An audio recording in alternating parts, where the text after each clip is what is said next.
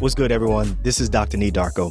Make sure you hit the subscribe button below so that you're always up to date on the new uploads as well as alerts on this show. The other thing that you can do to help build this community is make sure you leave a comment below. Let us know what you like, what you don't like about the show, and ultimately, let us know who's winning these arguments, because I need to know that I'm beating Renee in these debates. Run the tape. All right, so really quick, I want to have us update on the New York strike. All right, so the New York strike, the folks in New York, they were going to strike because, in essence, let's just keep it a buck. There's a lot of turnover that occurs at these hospitals. There's not enough staff. So what ends up happening, the doctors who stay, the residents have to do so many things like, you have to do evaluations on patients, history and physicals on patients, but you probably have to end up a lot of these places, have to draw blood, have to transport your patients from the ER to their, room, or take them from the ER to the CT scanner or wherever you may have to go. But it's a very taxing job. And what you end up finding out is once the hospital finds out that they can do more with less, they usually don't like to make moves to recruit more doctors or recruit more medical professionals because it costs them money. So if you can do the same work with 5 doctors when you normally need 10 doctors, well, that's 5 less doctors you have to pay for. And those 5 doctors usually ain't gonna say nothing and they're gonna get the work done. Well, now doctors are speaking up and they're saying, look, I want to see my kids. I want to watch The Pit. I want to go exercise. You know what I'm saying? I don't want to be here all day, or I don't want to be here all night. So you're going to have to find somebody else, or you're going to have to find more people, recruit. So that, in essence, was the gist of the strike, or the proposed strike. And New York has kind of stepped in, and Mayor Adams, who's got a lot of issues, Mayor Adams has stepped up and said that they're going to try to make this work where they come together and try to figure out something in the middle. So at this point right now, the strike is not happening. So we'll see. If anybody who listens to the show is involved or knows a little bit more about the strike, write us and let us know, because we're very interested to know what's it like on the ground. Well, with that being said, New York's not the only state that has had strikes. We know this. Nope. This seems to happen. It's not going to be the last. It's not going to be the last. I feel like 2025 pretty much started off with a bang. Let's talk about the Oregon strike. So this one is nurses and doctors who are striking. Mm-hmm. Yeah, they're on day 7 of their strike. As of the time of this recording. They're saying that the system, or the people who are being striked against, are saying that they made an offer of a 20% raise over 3 years for acute care registered nurses, up to $5,000 in ratification bonuses for acute care registered nurses whose contracts, and increases for physicians that could exceed $20,000 to $30,000 for those working full-time. Providence also stressed that its typical nurse working full-time makes $125,000 per year, and that many full-time represented physicians already earn more than $300,000 a year. I think as the public, you have to, if you're reading this or you're trying to figure out why doctors are striking and you may not understand it and you may not have sympathy, you have to think about, why is that statement out there? Would you want to guess, Kiara, why that statement is out there? What I want to make, I feel like it's trying to create, the way I'm reading it, perceiving it, is it's trying to create internal chaos.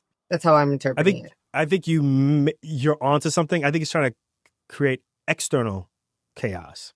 We see this in athletics all the time, right? Okay. So when you see basketball players or when you see baseball players, when they strike, right, they will strike mainly because, the union that they have wants to get certain types of things. Maybe they want to get concussion protocols, or maybe they want to get better health care, when they retire, or maybe they want a better pension, right? Or maybe they just want more, they want more of the cut of what happens when people pay their tickets, right? Usually it's like a 50-49 split. Maybe they want more of that, right? If you're in basketball, they want more of a split. Like, people are coming here to see me as LeBron James more so than they really want to come see the Lakers. I want money. F you, pay me, right?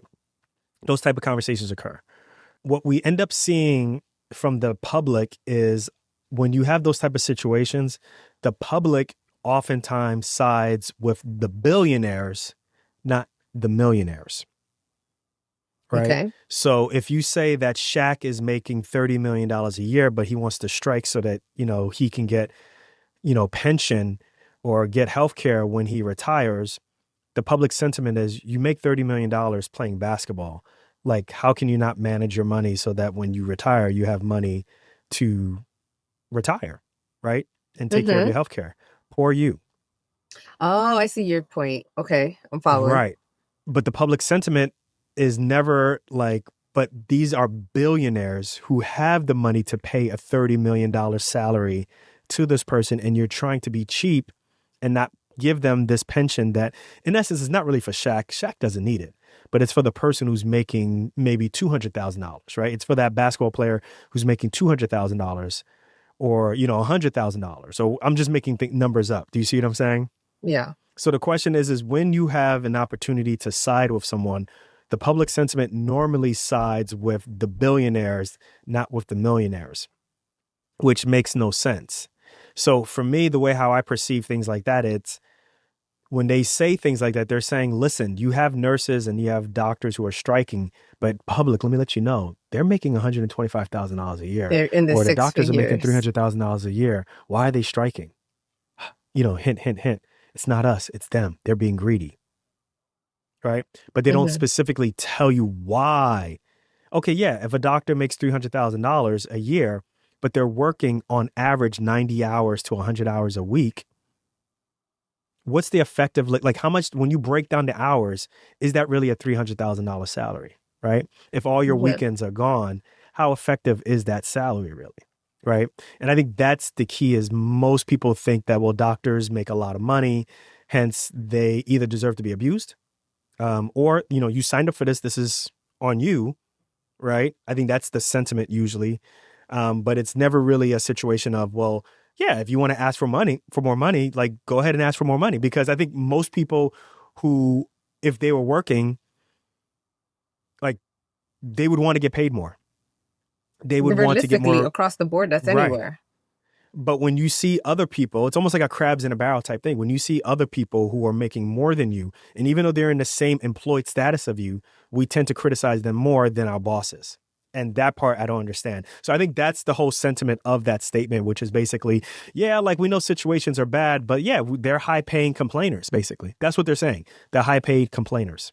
So that it makes it hard to sympathize with them or empathize with them. Yes. Yes. So once you get the public not behind you, then the companies or the hospitals are going to win.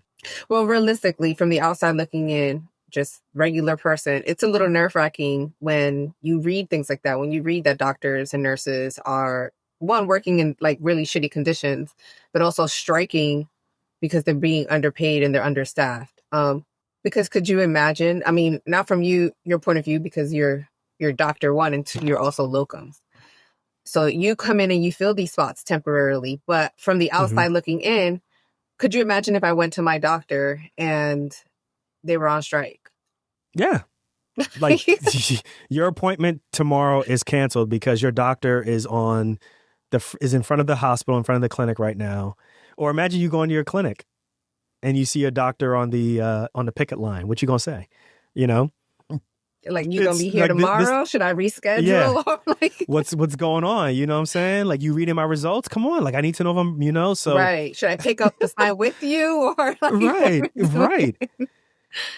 Hey, listen, but these are real. These are big time things because this is what's going to happen, right? Because as more and more doctors are employed, they're in essence high paid blue collar workers, and blue collar workers strike. It happens. It happens in the automotive field. It happens in anything. They're going to strike. I think we've talked about this before, where I think a lot of people forget that doctors are blue collar workers. Mm-hmm. I did No, not no, no. think They of don't doctors. forget. People do not want to think of doctors as blue collar workers. Yes, Doctors do I not. If don't. I guarantee you right now, if when we put this episode out and people listen to this, they will have a major issue with that. And I will tell them, you are a blue collar worker. You are. You are a blue collar. They know, and they know they are deep down. They are. They just don't want to admit it. Doctors are blue collar workers. I think it They just are. throws it off because of the white coat. I think that's all it Yeah. is. But it Yes. is a blue collar job, and because we're so used to hearing blue collar means less than, like a lesser position, like a janitor. Yeah, it does. Or There's that. Yeah, that there's that stigma. connotation. There's that connotation. There's a stigma that's with it. But docs, you're gonna have to accept that. I've accepted it. Like this is a blue collar job, and that's fine. I work hard. I go to work. But there's a sense of like if you own your own private practice, that's not what I'm talking about. But if you are employed and you work for a hospital, you don't own your patients, right? Mm-hmm. You're wearing a coat that has your name on it, but has the logo of something else, right? Like your healthcare insurance, your disability insurance, your retirement, all that stuff is taken care of by the company. So in essence, what do you own, right? I mean, right? Like you're a high paid, you're not an executive because the executives, they make decisions about what happens with the hospitals. You don't. So the hospital is essentially the hospital itself is the white collars, Absolutely, and right? then Like the everybody else is the CEO, blue. the Yeah. CMO, all those people that has C something before it, those are the white collar jobs. That's fine. But I do think that the doctors, the med students, they need to know you are entering into a blue collar job. It doesn't change the fact that this is still a dope job. It's just that you got to look at it differently. It's the same Mm-hmm. way musicians who come in now, like they make shorter music. Why do they make shorter music? Because they realize that people's attention spans are shorter. So when they make music, they're like, why do I need to make a 5-minute track when I can just make a 2-minute track and still get the same accolades? It's less work. I get paid the same, right? Spotify stealing money from me anyway. So let me just make shorter songs and shoot to the top with shorter songs. Same thing with athletics. Same thing, like why do I need to play 84 games in the NBA when like I'm going to beat up my body? I'll just play 60 something. Or in baseball, like all of these different things, people adjust to what the conditions are. And I just think that people just need to understand that that's the way you need to adjust in medicine. It's still I great. think across So, the board, yeah. I'm seeing that in the newer generations, not necessarily whether they're older or younger, but just in general, things are changing. Because I did come across a feed, and I can't remember which. I believe he was a football player. I can't remember what his name was, but he actually opted to not play a game to be there for the birth of his child. Oh, yeah. Yeah. I don't remember his name, but yeah, that was huge. It's like back then, it was like, look, I got to play this game. Like, Yes. I like to see it. I like that people are out there, whatever field it is, they're putting their foot down. They're like, no, I'm not missing this. Like, this is my thing. Yeah. Y'all are just gonna have Yeah. to It's, suck it the fuck up. yeah. And I think a lot of it has to do with, I think there's this sentiment of like the company, like, they love me as much as they need me, basically. Mm-hmm. Right.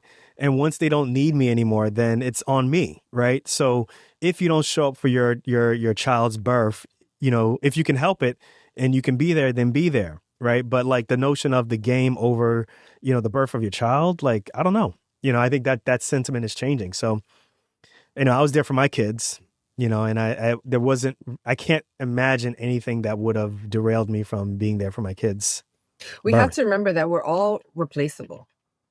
So Yes. if you die today, another trauma surgeon is gonna get called up and be like, "Hey, we need you to come in." You know what I'm saying? If I die today, good luck trying to replace me. Oh my goodness. Oh my damn. Yo, Kiara, if you are irreplaceable, I'm telling you right now. Yes, you are. But Everybody, I can't function without Kiara, so I'm just letting y'all know that. but you get what I'm saying? Like in the military, I'm like, I see people who are like, very gung ho about, oh, I have to be at work. I have to be at work. My daughter's recitals today, but y'all need me. And it's like, first of all, they rotate you every 3 to 5 years. Okay, so you're not that irreplaceable because they literally have somebody replace you every 3 to 5 years. And if Mm-hmm. you go today, tomorrow they will fill your spot. Right. And that's across the board. Like people forget that like you're not irreplaceable. I mean, I'm not irreplaceable. But other people are very irreplaceable. Yeah, I mean, I've always said that, or not me, but there's a famous YouTuber, Ali Abdal, he said it, but I'm sure he got it from somebody else, which is, the United States, in the healthcare system, it really is the system that's taking care of people as opposed to individual doctors. Mm-hmm. If you go to a third world country or a country where the system is not as robust as us, yes, it falls on the individual doctor to kind of take care and save people. You as a doctor in the United States, you're saving people, but it's really a system, a network that's helping. So yeah, I think the expectations have to change. But yeah, I do believe that when this goes out, there's going to be people who are going to be angry with what I'm saying.